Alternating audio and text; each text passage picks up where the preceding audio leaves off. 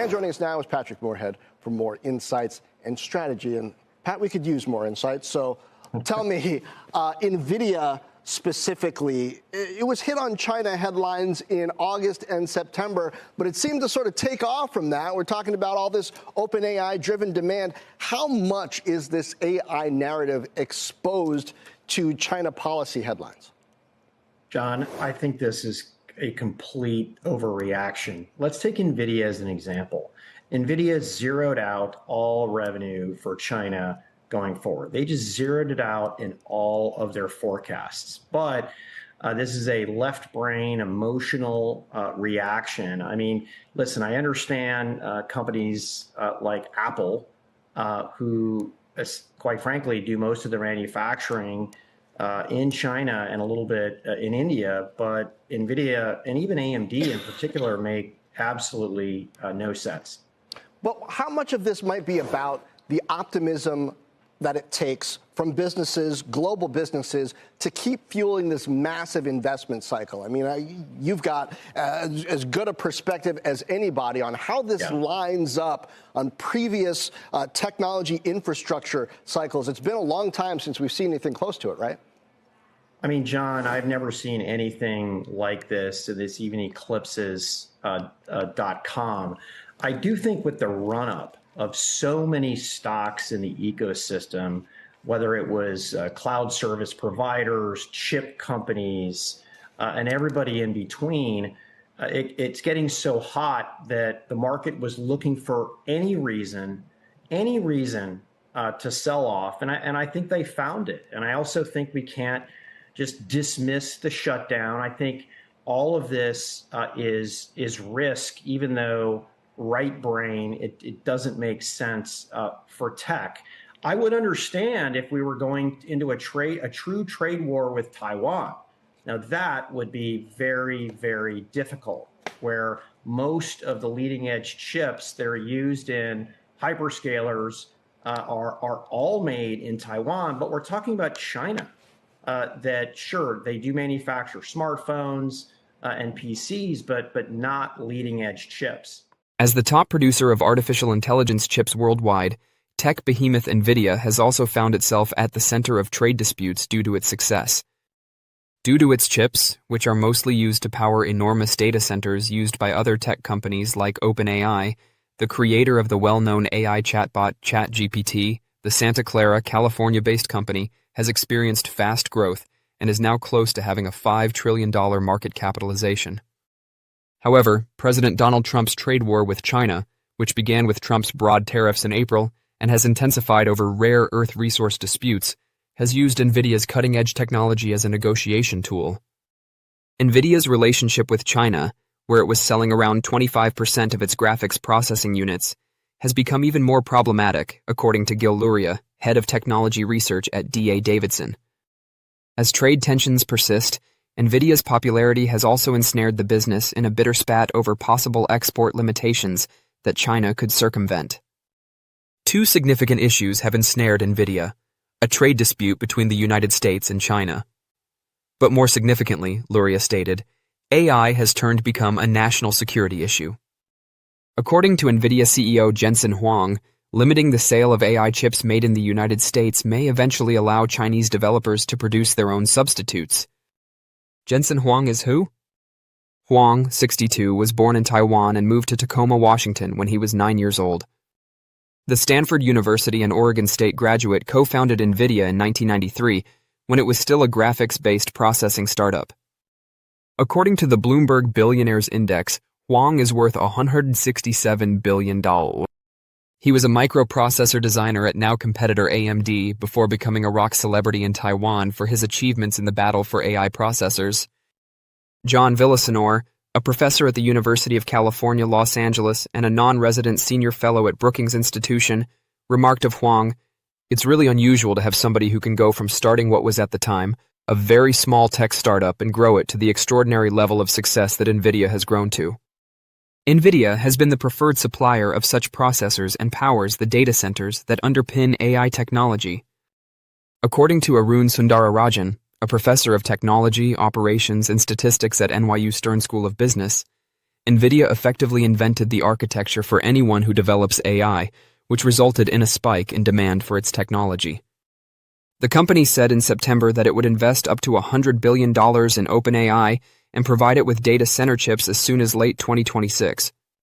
AMD and Nvidia are vying for partnerships with companies like OpenAI, which announced on Monday that it would power its data centers with 6 gigawatts of AMD chips. Unquestionably, the competition has arrived. Customers will choose the best technology stack for running the world's most popular commercial applications and open-source models. We'll continue to work to earn the trust and support of mainstream developers everywhere, an Nvidia spokesperson said in a statement shared with CNN. Why is Nvidia a part of the trade disputes between the US and China? To stall Beijing's advancement in AI and let the US take the lead, the US administration has attempted in recent years to limit Chinese access to American technology. As part of his trade war, Trump followed suit in April by limiting China's access to semiconductors, including Nvidia's H20. According to Luria, China was insulted by these limits on chip sales, which eventually caused Beijing to restrict chip purchases to its own businesses. However, the White House recently changed its mind. In July, Commerce Secretary Howard Lutnick stated, "You want to sell the Chinese enough that their developers become dependent on the American technology stack." In a deal with U.S. chipmakers, Trump approved the selling of semiconductors to China in August. Trump said that in return for export licenses, Nvidia and AMD will give the U.S. 15% of their sales earnings from China. Giving China access to Nvidia's H20 chips, which were introduced in 2024, is one way to preserve market access in China while adhering to stringent export regulations. However, Beijing did not appear impressed, and since a tit-for-tat trade war began in April, trade tensions have only become worse. Since then, China has tightened its import regulations on U.S. chips, including those made by Nvidia. Trump stated on Truth Social on Friday that starting November 1st, he would add a 100% tariff on China on top of the tariffs they are already paying for export restrictions on rare earth commodities. China thinks that halting the sale of Nvidia chips into China gives the U.S. some negotiating advantage, so it's uncertain where all of this will be settled, Luria added. According to a New York Times investigation, Commerce Department authorities are looking into whether Singapore-based Megaspeed, a customer of Nvidia, is assisting China in circumventing export limits in order to obtain Nvidia's technology. The Times reporting has not been independently confirmed by CNN. After doing our own investigation and speaking with the U.S. authorities about Megaspeed, we have found no evidence that items have been diverted. Earlier this week, Nvidia returned to many Megaspeed locations and verified our earlier findings. Megaspeed operates a modest commercial cloud, as permitted by U.S. export control regulations, much like many other businesses worldwide. According to an Nvidia representative who talked to CNN, the administration's AI action plan appropriately encourages companies around the world to adopt American leadership and standards, which benefits both national and economic security.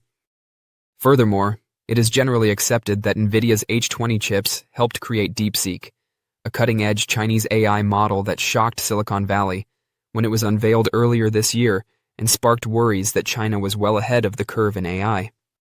Since another nation might purchase Nvidia's chips and resale them to China, China might also be able to obtain the chips on the illicit market, according to Sundara Rajan.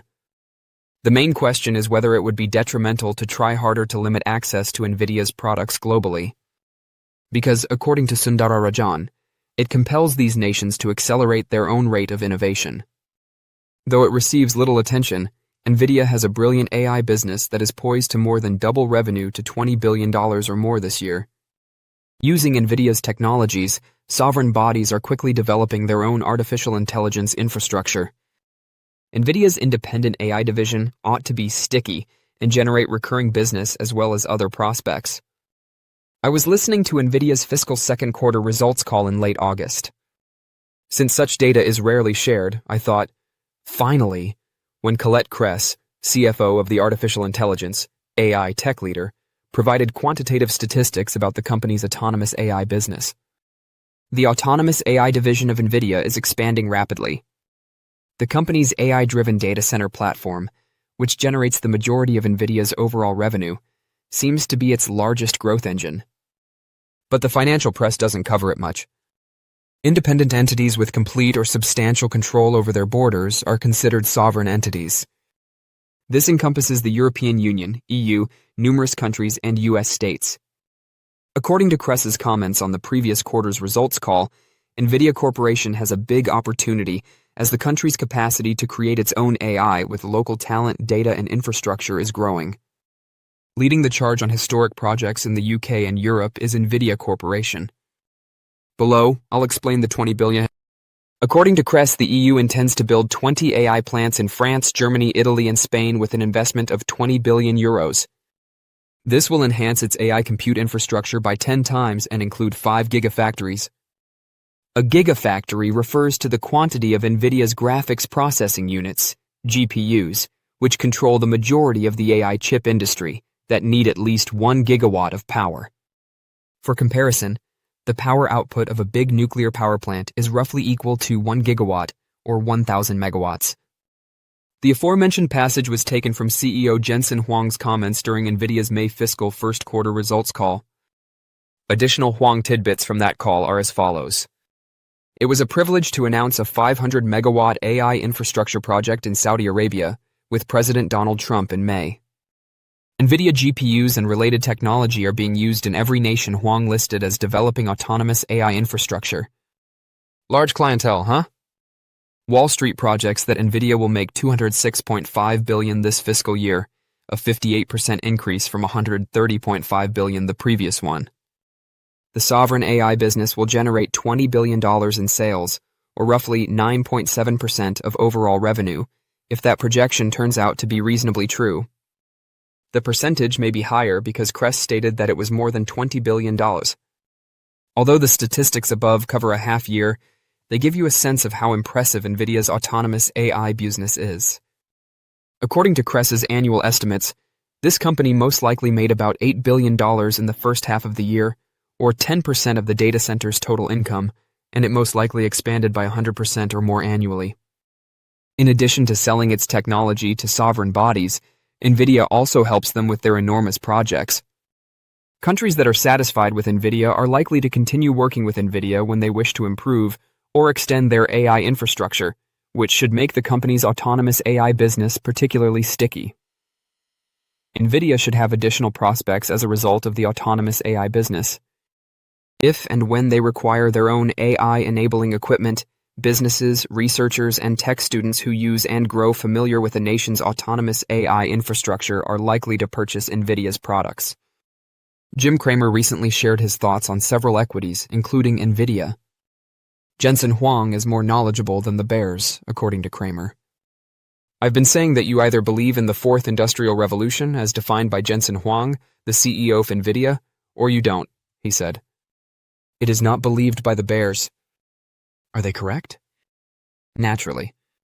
However, since I named my dog after the firm when its stock was just around $4 and it is currently at $189, I have been advising folks to simply purchase Nvidia. So far, being a believer has rewarded off significantly more. On a day like today, that doubles.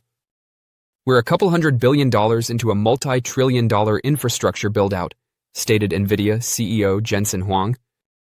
To put it another way, he believes that we haven't even made 10% progress. He seems to know more than the bears, in my opinion. GPUs, AI platforms, data center solutions, and automotive technologies are just a few of the computational hardware and software products that Nvidia produces and manufactures. Don't forget to share your thoughts and experiences in the comments below. Your input helps create a more knowledgeable community where we can all learn and grow together in the world of investing. Stay up to date with the latest market trends, insights, and key updates by subscribing to Investing Tutorial. We're here to help you make smarter investment decisions and stay ahead of the curve. Expand the conversation to AI. It seems like that's all anybody is talking about, right? For a while, you could just say AI on your conference call and your stock got a bit higher. It seems like we understand it perhaps a little bit more now. Still, valuation's still pretty high. Nvidia close to $5 trillion. Is there still room to run in these names? And if you're an investor that isn't in, wants to get in, how careful do you have to be in stock selection? Or if you're in AI and at least you're headed the right direction, you're going to be okay? Yeah, I think The reality is it is still early in AI. There are plenty of external factors that could disrupt things.